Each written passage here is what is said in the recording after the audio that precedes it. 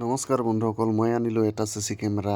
কি কোম্পানীৰ আনিলোঁ চাওকচোন ভিডিঅ'টো। এয়া আনবক্সিং কৰি আছোঁ মই কেমেৰাটো।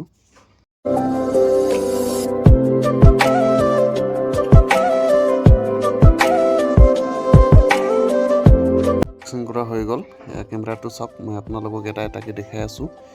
এইটো হ'ল চিম লগোৱা এটা কেমেৰা। ইয়াতে আপোনালোকে লেন কানেকশ্যনো কৰিব পাৰিব আৰু এই কেমেৰাটো কানেকশ্যন কৰি আপোনালোকে য'তে নাথাকক কিয় লাইভ ভিডিঅ' চাই থাকিব পাৰিব।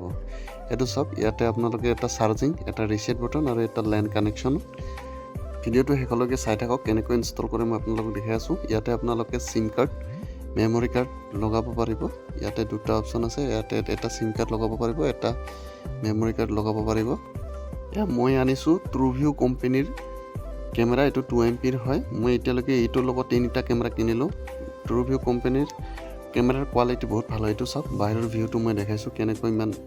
এইটোৰ দাম লৈছে 3600 টকা। ইয়াতকৈ যদি আপোনালোকক আৰু ভাল লাগে তেতিয়াহ'লে আৰু দাম দি কিনিলে কেমেৰাৰ কোৱালিটিটো ভাল পাব। এইটো চাওক, বাহিৰৰ ভিউটো কেনেকুৱা। এইটো এতিয়া লগোৱাৰ পিছত মই এইটো ভিতৰৰ ভিউটো দেখাইছোঁ।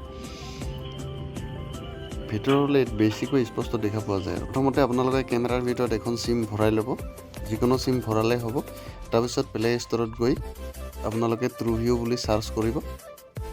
ট্ৰুভিউৰ যিটো ছফ্টৱেৰ আছে সেই ছফ্টৱেৰটো আপোনালোকে ডাউনলোড কৰি ল'ব।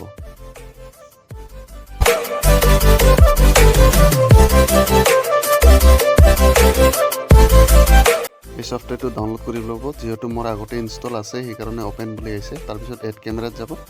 এড কেমেৰা অ'পেন কৰাৰ পিছত আপোনালোকৰ টোটেল যিটো বাৰকোড আছে, কেমেৰাৰ যিটো বাৰকোড আছে, এই বাৰকোডটো স্কেন কৰিব।